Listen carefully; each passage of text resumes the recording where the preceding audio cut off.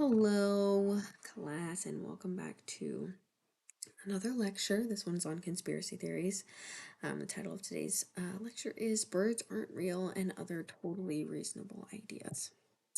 So, some of the reasons why we're talking about this is because conspiracy theories breed fear and mistrust in the government and government agencies.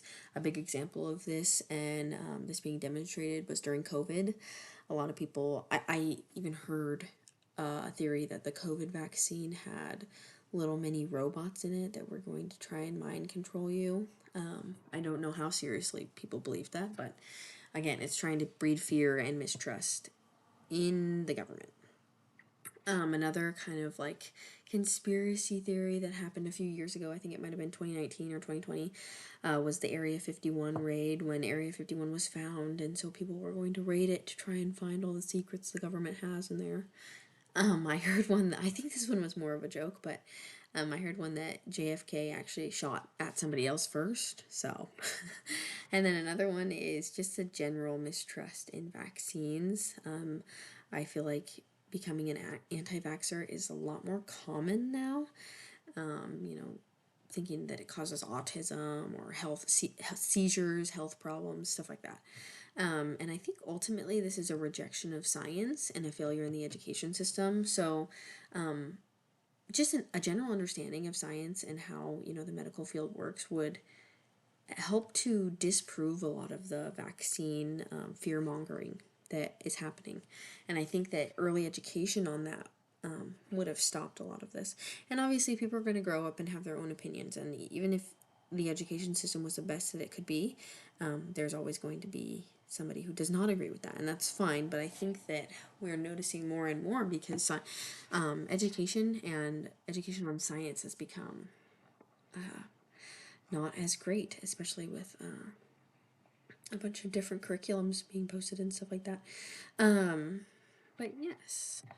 Okay, so what are deviant beliefs? So, deviant beliefs are a viewpoint or a belief system or a belief that goes against the social norm. So, some examples of this would be atheism. Atheism is not a common belief. Sometimes people have a negative reaction actually to an atheist. There was in the book, in our book, it talked about how a lot of people were less likely to vote for a political candidate that was atheist. And some people thought that they were just generally not able to be trusted. So another example of this obviously would be conspiracy theories. So believing in or, holding the belief that in one of these theories. This is not necessarily an action like smoking. It's a belief held, and it doesn't ever have to be acted upon. So just keep that kind of in the back of your mind. So there's kind of a lot of words here, but we're going to work through them. So the top one there is the definition of a conspiracy theory. So a secret plan by a group to do something unlawful or harmful. Let's move to the next bubble there. So in the article, the Choose Your Own Reality article, an example of this is how there was a rally happening, and then there was some, I think they were conservative or Republican members. I had all these signs, and we're saying all these things, and they were definitely not portraying a great image for the Republican/Conservative Party. They were spreading a lot of hate, and so people online actually developed the theory that it was actually an agency or a government agency planting agents to try and make that party seem bad. Another one on that website was the illegal gun website, where this guy was selling guns illegally, and he asked this question, and so everybody that was on that website thought that it was secretly the FBI that had taken over the website and were trying to catch everybody that was buying the guns illegally. One quote I really liked from that, and I think you should take notes on this, is people can't fact check the world. So the author talked about how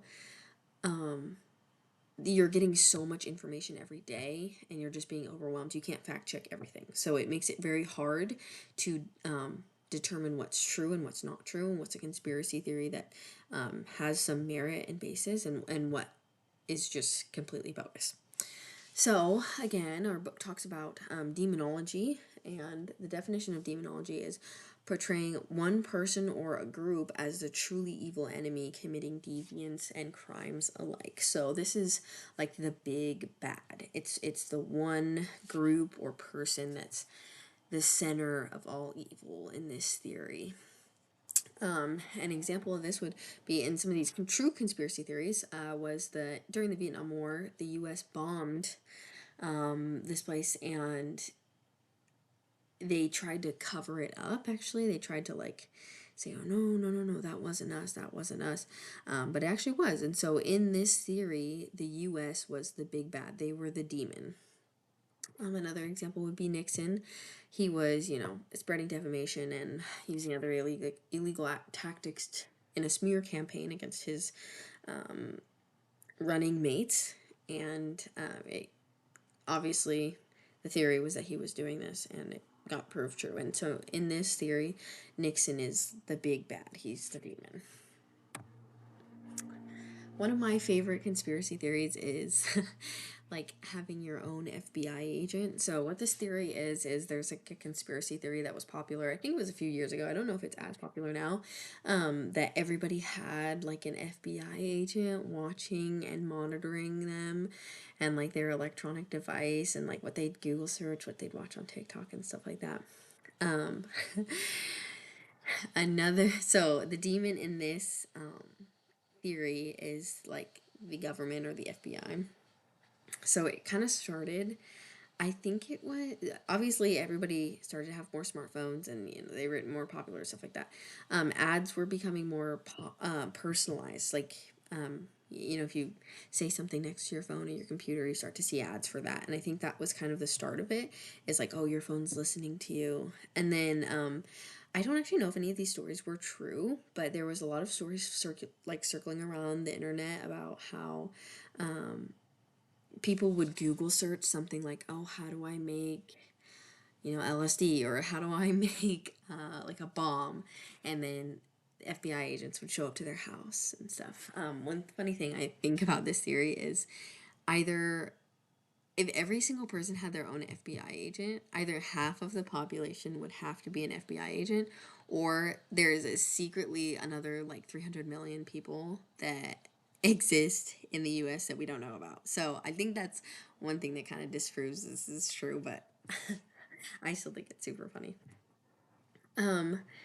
So again, lots of text bubbles here, but we're going to work through them together. So some tactics to kind of avoid being caught. So these top three here are just talking about ways that conspiracy theories kind of thrive. So the first one is confirmation bias. So when you think something's right, or when you think you find a connection, you try and seek out information that proves your point. You're not going to try and seek out something that disproves your point. You want to confirm your bias, pretty much. So another one is pattern recognition. So our brains are kind of hardwired to recognize patterns, and sometimes we recognize these patterns when there's not actually something. So we think it's a cause and effect, but really there's no correlation. Another one is uncertainty, like I talked about during COVID. These conspiracy theories thrive on crisis and the unknown and fear mongering and stuff like that. So here are three ways to kind of avoid being caught up in these. Number one is just having an open dialogue, not dismissing these conspiracy theorists, but having a discussion and trying to understand where they're coming from, maybe what's causing them this fear, or what information they heard this from, stuff like that. Another one is media literacy. So learning the difference between reliable sources and misinformation. Like, I wouldn't trust every single piece of information spewed off of a blog, but I would more likely to trust information coming from websites that end in .gov and stuff like that, or like peer-reviewed articles. So that kind of media literacy. And finally, just government in general. So strengthening the trust between the government and the general population, and having a transparency in that relationship, I think really strengthens trust overall. Okay, kind of wrapping it up here. Here are some important points that I think should be focused on, and take notes on these stuff. So deviant beliefs versus action. So a belief does not have to be acted upon. It's not necessarily an action. I guess in some situations you could act on a deviant belief, but then it would also encompass a deviant behavior.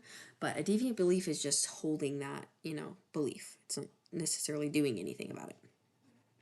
Conspiracy theory, the definition of that, and some examples of that. Demonology, and maybe trying to pick out the demon in a conspiracy theory.